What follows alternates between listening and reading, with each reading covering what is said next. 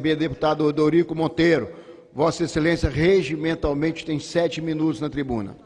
Obrigado, senhor presidente, deputado Carlos Manato, senhores deputados, senhoras deputadas. Senhor presidente, eu gostaria aqui de falar sobre o momento que nós estamos vivendo no país e a situação do estado do Ceará. Nós estamos vivendo no Brasil uma grave crise política, institucional e econômica.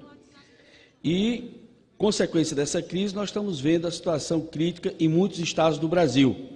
Muitos estados com dificuldade de pagar salário, com dificuldade de fazer investimento. Enquanto isso, no Ceará, e aqui eu quero parabenizar o governador Camilo Santana, e eu quero registrar aqui um conjunto de pronunciamentos nosso, dar como lido, lançou ontem o programa Mais Infância. Nós que fazemos parte da Frente Parlamentar da Primeira Infância e construímos a Aliança Parlamentar Interfederativa em Defesa da Primeira Infância, queremos aqui parabenizar o governador Camilo Santana, a primeira-dama Onélia Santana, por lançamento desse programa, que não é só um programa de um cartão, mas é um conjunto de políticas que começa desde o pré-natal até a primeira infância, no sentido de garantir um pré-natal humanizado, de garantir um parto humanizado, de garantir acesso à creche à primeira infância, de criar ambientes urbanos de acolhimento para a primeira infância. E agora o governador lança esse programa focando nas crianças que vivem na extrema pobreza, um cartão de R$ 85 que vai garantir apoio e suporte a essas famílias, para essas crianças terem uma vida digna. Isso é muito importante. Com isso, o estado do Ceará tem se destacado em várias áreas, na saúde, na educação, com um conjunto de policlínicas.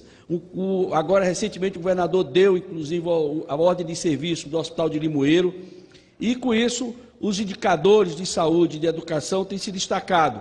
Quero também aqui, nesse sentido, ressaltar a importância do programa lançado pelo governo, chamado Programa Avance.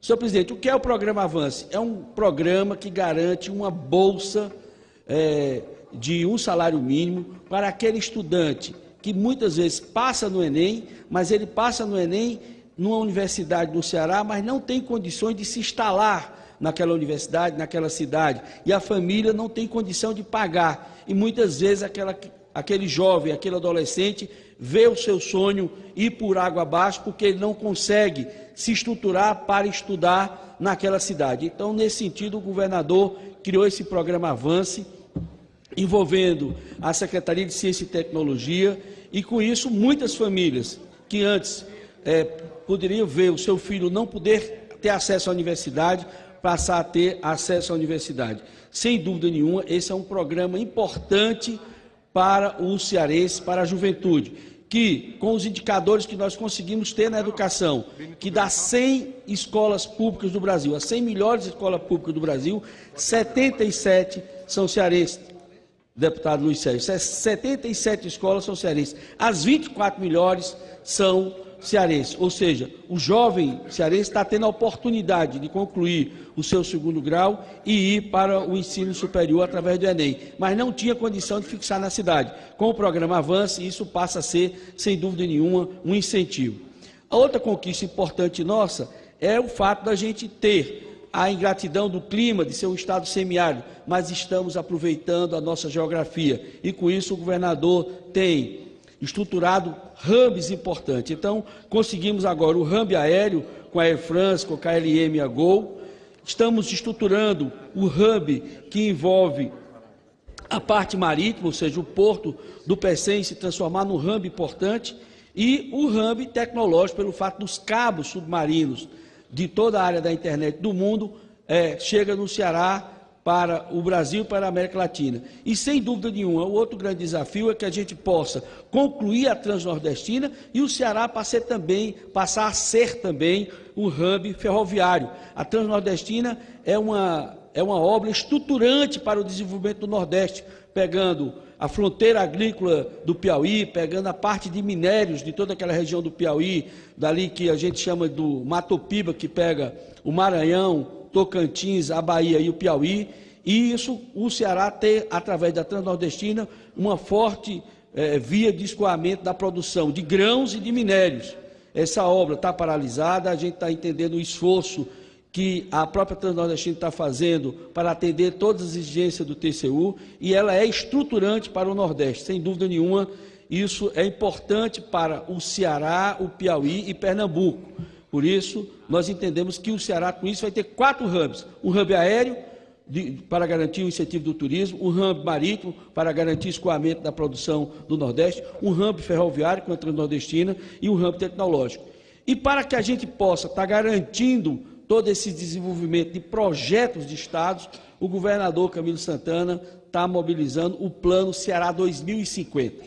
O Plano Ceará 2050 é que a gente possa construir no Estado brasileiro, acho, inclusive, o Estado brasileiro perdeu a construção do planejamento de curto, médio e longo prazo. O se faz mais política de governo do que política de Estado. Nós precisamos estruturar a política de Estado interiorizadas no interior do Estado e criando com isso também, com a participação da sociedade, elas deixarem de ser políticas de governo e passarem a ser políticas de Estado.